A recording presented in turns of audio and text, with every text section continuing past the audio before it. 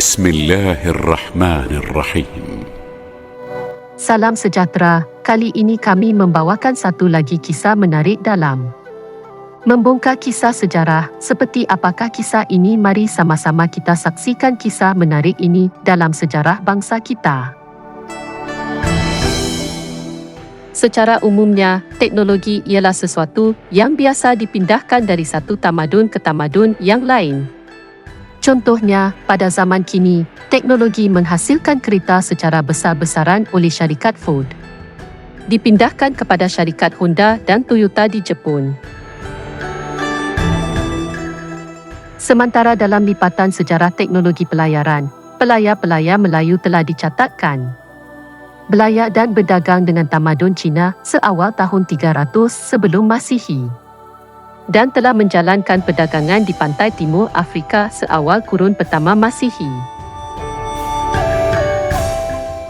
Menurut L. N. Schaffer, pelayar Melayu telah mengajarkan kepada pelayar tamadun Cina tentang pembinaan kapal kargo yang disebut Zhou seawal kurun ketiga Masihi dengan menggunakan teknik tanggam sahaja tanpa sebatang paku pun. Teknologi ini dapat membawa muatan sehingga 300 ke 400 tan metrik. Dan ada juga Zhou yang boleh membawa muatan sehingga 1000 tan metrik. Selain itu, teknologi pembinaan kadik-kadik ataupun disebut frigate dalam bahasa Inggeris merupakan teknologi yang membolehkan perahu layar merentasi lautan dengan stabil dan tidak mudah rosak atau terbalik dipukul ombak yang ganas. Kadik-kadik ini masih digunakan di seluruh Asia Tenggara dan Pasifik.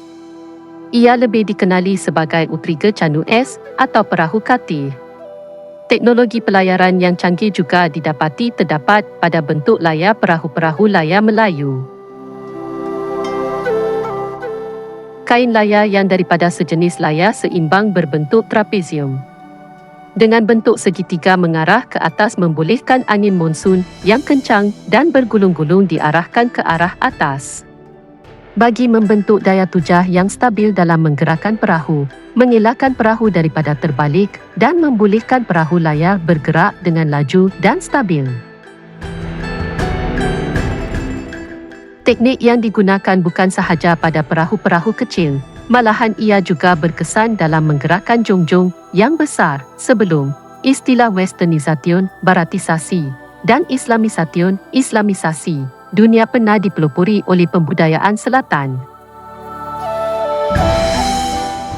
Pembudayaan ini dipanggil Indianisation oleh pengkaji orientalis, namun menurut Linda Norin Schaffer, beliau lebih selesa memanggilnya sebagai Suhionisation atau Selatanisasi. Budaya Selatanisasi ini tersebar ke seluruh pelosok dunia selatan apabila penyebaran budaya dan agama Hindu-Buddha sekitar kurun ke-5 Masihi menerusi Empayar Gupta. Walau bagaimanapun, tamadun Melayu telah pun menerima trend Hindu-Buddha dan raja-rajanya telah memeluk agama Buddha seawal kurun kedua Masihi menerusi Raja Funan yang bernama Fen Chan.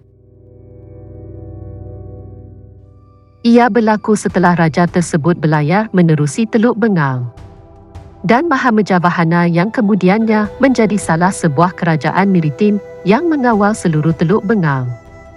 Sebelum diserap menjadi sebahagian daripada wilayah Empayar Gupta pada kurun ke-5 Masihi, hubungan antara Empayar Funan dengan Kalinga telah membuka ruang kepada pelayar Melayu berinteraksi dengan pedagang India yang ingin berdagang sehingga ke negara China. Jalur pelayaran di Teluk Bengal telah banyak menyumbang kepada teori selatanisasi dengan menjadikan Kepulauan Melayu sebagai wilayah yang sangat kaya. Apabila trend mata wang emas Gupta membeli emas dari Kepulauan Melayu.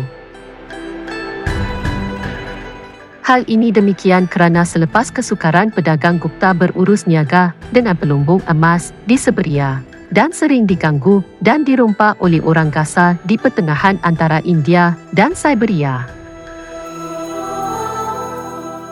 Pelayar Melayu telah membantu membuka jalur-jalur pelayaran dan berkemungkinan besar Pelayar Melayu turut mengajarkan perdagangan India bagaimana untuk membina perahu katil dan layar jenis Melayu, Balance Lugate Sail.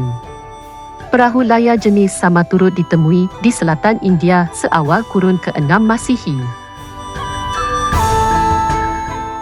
Hal ini menunjukkan terdapatnya pemindahan teknologi Melayu ke sana. Dengan penetapan jalur-jalur pelayaran ini, pelayaran Melayu telah membantu proses penyebaran agama Hindu dan Buddha ke arah tamadun Cina dan negara Pan-Pan di timur semenanjung menjadi hub kepada penyebaran agama Buddha di Asia Tenggara dan Cina. Sami yang terkenal kerana catatan pelayarannya, iaitu Yijing Aiching, pernah mencadangkan agar sesiapa yang ingin mendalami agama Buddha di India, mereka perlu belajar dahulu di Negara Jaya, Sriwijaya, dan mendalami pembelajaran bahasa Melayu kerana terdapat sejumlah besar kitab-kitab agama Buddha yang diterjemahkan ke dalam bahasa Melayu. Begitu pentingnya negara Asia Tenggara semasa penyebaran trend selatanisasi ini. Selain itu, kecekapan dan kecekalan pelayar-pelayar Melayu berlayar ke serata dunia telah membuka jalur-jalur pelayaran dari selatan ke barat. Mereka memperdagangkan bunga cengkeh dan kulit kayu manis dari Asia Tenggara ke Teluk Adin. Sebelum dibawa ke tamadun Mesir seawal, kurun pertama Masihi ataupun lebih awal lagi dari itu. Teknologi pelayaran ini membantu Empayar Gupta menjual produk tekstilnya dengan sangat berjaya di Afrika dan Eropah serta ke Asia Timur. Produk kain kapas dari India ini mendominasi teknologi tekstil dunia sehingga ke zaman revolusi perindustrian Eropah, sekitar kurun ke-19 Masihi. Semasa kurun ke-5 Masihi, pelayar Melayu dikatakan mendominasi jalur pelayaran dunia dengan 3/4 daripada permukaan jalur pelayaran dunia.